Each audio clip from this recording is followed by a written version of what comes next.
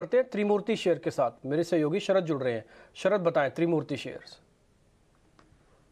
जी बिल्कुल, फोकस में सबसे पहले रहने वाला है कैपसाइट इंफ्रा, और ये कंपनी जो है यहाँ पे वो रेस कर रही है ऑलमोस्ट 96.3 करोड़ रुपीज़। अब ये प्रेफरेंशियल इशू के द्वारा होने वाला है और ऑलरेडी कंपनी ने कहा है कि उन्होंने सिक्योर कर लिया इन्वेस्टमेंट्स। और यहाँ पे HNI तो फैमिली ऑफिसेज में बहुत इंटरेस्ट देखने मिला, और जो बड़े नाम सामने आ रहे हैं वो इंक्लूड करते हैं परम वैल्यू इन्वेस्टमेंट, विकास खेमानी और कैप्री ग्लोबल होल्डिंग। देखा जाए तो कंपनी की मार्केट कैप लगभग 1303 करोड़ रुपए की है और एक इंफ्रा बेस्ड कंपनी है। दूसरा स्टॉक जो फोकस में रहने वाला है वो है IRB इंफ्रा, और यहाँ पे जो टोल कलेक्शंस आए मई के महीने में वो लगभग 20% ईयर ऑन ईयर बेसिस का ग्रोथ देखने मिला है और 400 करोड़ के ऊपर ओवरऑल टोल कलेक्शंस देखने मिला। ये इंपॉर्टेंट इसलिए है क्योंकि ओवरऑल देखा जाए तो मैक्रो फैक्टर्स मई में बहुत स्ट्रॉन्ग आए हैं, और जो पेट्रोल और डीजल कंजम्पशन हुई है वो भी लाइफ टाइम हाई लेवल्स पे आई है मई के महीने में, और जो ईवे बिल्स है उसमें भी स्ट्रेंथ देखने मिला है।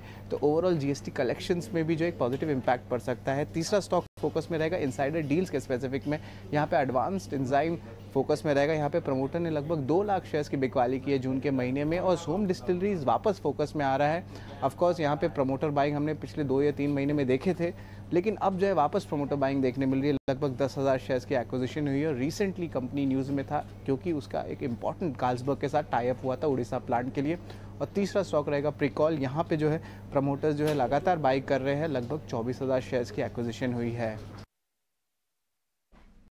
राइट, कैपेसिटी को आप ध्यान में रखिएगा। आज परम कैपिटल जो मुकुल अग्रवाल की कंपनी है और विकास खेमानी दोनों ने इसके अंदर प्रेफरेंशियल में लिया है। स्टॉक्स डिस्कस करते हैं जो अभी हमें त्रिमूर्ति शेयर में शरद बता के गए हैं। शरद बता के गए हैं कैपेसाइट इंफ्रा, यहाँ पर भी प्रेफरेंशियल इशू के जरिए कंपनी लगभग 100 करोड़ के आसपास, उससे थोड़ा कम जुटाई है, लेकिन बड़े नाम हैं यहाँ पे। से वॉच आउट कर रहे थे अजय, कुछ दिन पहले हम इंफ्रास्ट्रक्चर की बात कर रहे थे। कैपेसिटी जो एक ऐसी कंपनी है जो मुझे फीडबैक मिला है बाजार से, बहुत सारे डेवलपर्स की फेवरेट कंपनी है एग्जीक्यूशन के लिए। ओके, जब आपको इस तरह का फीडबैक मिलने लगता है इंडस्ट्री में कि साहब हाँ प्रोजेक्ट तो हमारे खूब सारे आ रहे हैं लेकिन हमने स्लो डाउन इसलिए कर दिया, ये कैपेसिटी के हाथ फुल है। जब कैपेसिटी करेगा हमारा काम पूरा, तब हम तो आपको लगता है कि ये फेवरेट कंपनी बन रही है डेवलपर्स की। EPC कंपनी है।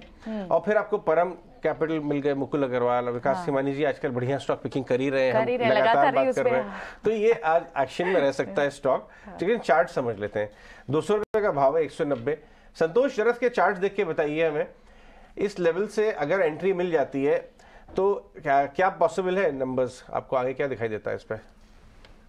ये सर जी, इसका टेक्निकल चार्ट भी काफी इंटरेस्टिंग हो रहा है। हालांकि लोअर लेवल से काफी अच्छी रिकवरी आ चुकी है, बट फिर भी कल ही के सेशन में इसने एक फ्रेश ब्रेकआउट दिया था एक 190 के रेजिस्टेंस का। तो मुझे लगता है कि ये तेजी की शुरुआत हुई है, स्टॉक में और तेजी बनेगी। स्टॉक के जो अगले लेवल्स आ रहे हैं वो करीबन 250 रुपए तक के आ रहे हैं। तो जो थोड़ा सा पोजिशनल व्यू रख के खरीदना चाहते हैं खरीद सकते हैं।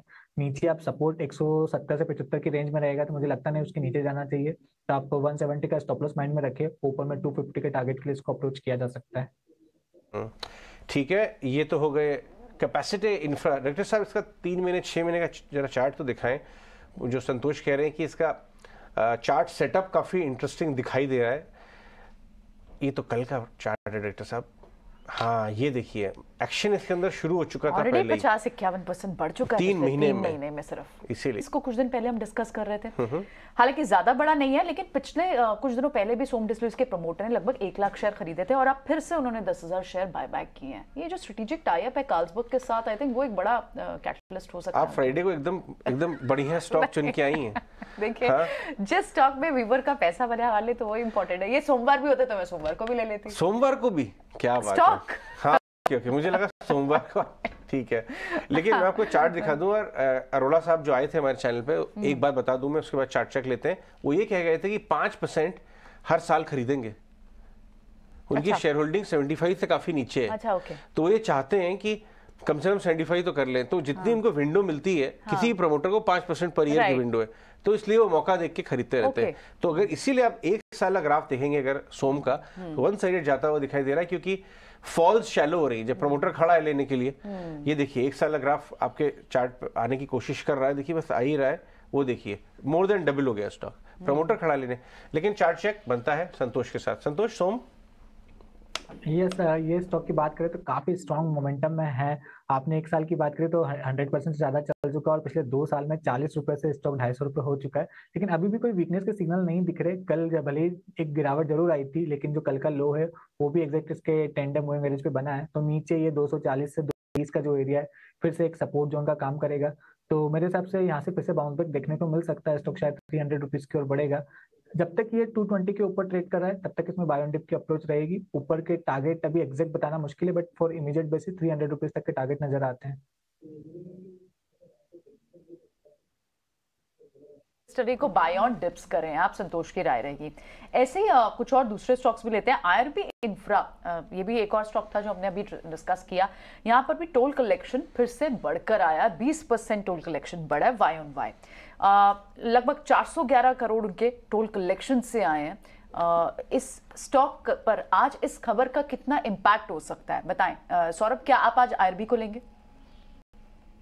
आईआरबी स्टॉक को देखिए तो स्टॉक में काफी एक रेंज बाउंड एक्शन है, और अगर इस स्टॉक में खरीदारी करनी है तो आई थिंक 28-29 का जो जोन है, 29 के ऊपर अगर चाहता है तो ही फ्रेश खरीदारी की सलाह होगी। बस पिछले हफ्ते का जो प्राइस एक्शन देखते हैं, स्टॉक लोअर लेवल 27 के पास और ऑन द अपसाइड 29 के आसपास रेजिस्टेंस फेस कर रहा है। तो मेरा मानना है जो बड़ी तेजी है 29 के ऊपर अगर क्लोजिंग आती है विद स्टॉप लॉस ऑफ 28 खरीदारी की जा सकती है। एंड इन दैट केस जो टारगेट रहेगा 32 तक की तेजी इसमें आने वाले दिनों में देखी जा सकती है। ठीक है, डन। अभी अजय, आप सोम डिस्टिलरीज के बारे में बात कर रहे थे ना, मैंने जैसे ही आपने बताया तो मैंने तुरंत ये चेक किया कि प्रमोटर्स की होल्डिंग है कितनी। 33% उनकी होल्डिंग है। और आपको यकीन होगा कि आप मान के कि एफआईज की जो होल्डिंग है वो सिर्फ 1% है। 65% माल पब्लिक के पास है। तो प्रमोटर ये काम बहुत आसानी से कर सकते हैं कि जो पब्लिक का माल है वो अपनी प्रमोटर होल्डिंग के अंदर बढ़ा सकते हैं। और अगर वो 5% भी बढ़ाते हैं तो उनको 75 तक करने के लिए कई साल तक वो बढ़ाते रहेंगे। शायद हो सकता है ये नया कैंडिडेट भी बन जाए, एक नया स्टार कैंडिडेट भी बन जाए सोम डिस्टिलरी। डिम्पी रेगुलेटरी हर्डल है, नहीं तो वो ज्यादा ले लेते। वित्तीय सलाहकारों से भी पूछेगा डिम्पी, लेकिन मालूम है रेगुलेटरी हर्डल है। हाँ, नहीं तो प्रमोटर ज्यादा भी ले 5% लेते, ज्यादा एक साल में ले ही नहीं सकते बाजार से, वरना ज्यादा ले लेते शायद। तो ये 5% करके इनको 51 के ऊपर जाने में टाइम लग जाएगा। हाँ, तो वही ना कह रहा हूँ कि 4 साल के अंदर अगर इस स्टॉक को कोई आदमी होल्ड करता है और सिर्फ प्रमोटर होल्डिंग वाले कंसेप्ट पे भी चलता है कि 5% प्रमोटर ही ले लेगा अपना बायबैक करके, तब भी शेयर नए री-रेट की कैंडिडेट के लिए एलिजिबल कैंडिडेट हो जाएगा। खैर एनी हाउ, प्रोडक्ट तो खैर शानदार है ही और कंपनी नया वेंचर्स भी कर रही है, इसमें कोई दो राय नहीं है। प्रिकॉल एक बार जरा पता करवा लेते हैं, वो भी आज हमारी त्रिमूर्ति खबर में था। और प्रिकॉल के साथ तो आपको पता है ना, हॉस्पिटल बिड वाला थोड़ा सा मामला भी चल रहा है। प्रिकॉल एक बार सौरभ आप चेक करेंगे इस शेयर को, ये भी अच्छा चला हुआ है 90% करीब। यस डिम्पी जी, प्रिकॉल के अगर चार्ट को देखें तो ओवरऑल जो ट्रेंड है अभी भी पॉजिटिव है। इनफैक्ट स्टॉक में शार्प रनअप के बाद स्टॉक एक कंसोलिडेशन में चला गया पिछले 2 हफ्तों से। तो आई थिंक यहाँ पे एक अक्यूमुलेशन ही हो रहा है, यहाँ पे बिल्कुल खरीदारी की जा सकती है। तो स्टॉप लॉस मेंटेन करना, आई थिंक 230 के स्टॉप लॉस से लॉन्ग पोजीशन बनाई जा सकती है। ऑन द अपसाइड जो इसका लास्ट वीक हाई लगा था 2 वीक पहले 260 तक, वहां तक तेजी आने वाले देखी जा सकती है।